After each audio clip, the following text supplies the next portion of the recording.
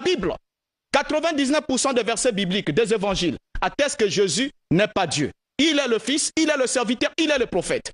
Et il n'y a pas un seul verset texto où il dit « Je suis Dieu ». Il craindrait qui pour le déclarer? Même dans l'Apocalypse, pendant qu'il est déjà élevé au ciel, il dit « Celui qui je vaincra, je ferai de lui une colonne dans le temple de mon Dieu. Il n'en sortira plus jamais. Et j'écrirai sur lui le nom de mon Dieu, le nom de la ville de mon Dieu, et mon nom nouveau. » Donc, même au ciel, il a toujours un Dieu. Et Dieu signifie celui qui est suprême à soi-même.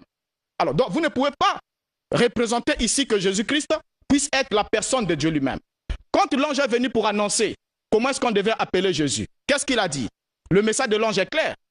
Luc chapitre 1, le verset 35, il a dit, l'ange répondit à Marie, l'ange lui répondit, le Saint-Esprit viendra sur toi et la puissance du Très-Haut te couvrira de son ombre. C'est pourquoi le saint enfant qui naîtra de toi sera appelé fils de Dieu.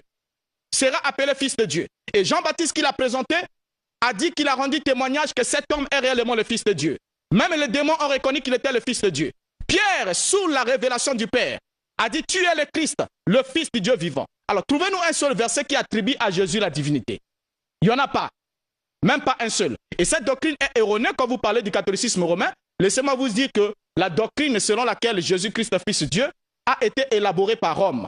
C'était pour attribuer à Jésus la divinité, faire de lui la deuxième personne de la Sainte Trinité, en parlant de Dieu le Fils. Et vous avez gobé cette doctrine pour vouloir la répandre aujourd'hui au niveau de l'Église. C'est vraiment une erreur monumentale. Alors, votre livre d'Apocalypse, déjà que vous lisez, au premier verset, dit quoi? Dit quoi? Révélation de Jésus-Christ que Dieu lui a donné. Ces verbes sont clairs. Et pour le Christ ici, lorsqu'il est dit dans le livre de Galates, chapitre 4, le verset 4 à 5, la Bible dit, mais lorsque les temps ont été accomplis, Dieu a envoyé son Fils né d'une femme. Il n'y a aucun verset qui dit, Dieu est venu lui-même en chair.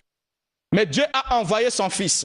Et dans 1 Jean, chapitre 4, le verset 9 à 10, l'amour de Dieu a été manifesté envers nous en ce que Dieu a envoyé son Fils unique dans le monde. C'est Dieu qui envoie. Lorsqu'on parle du verbe envoyer, c'est simple, mon cher. Prenez un dictionnaire et regardez. Vous verrez qu'envoyer signifie faire partie quelqu'un. Mon frère, tu souffres. Attendez, vous allez prendre la parole après. On va d'abord souffler un petit peu. Nous recevons des messages de parole.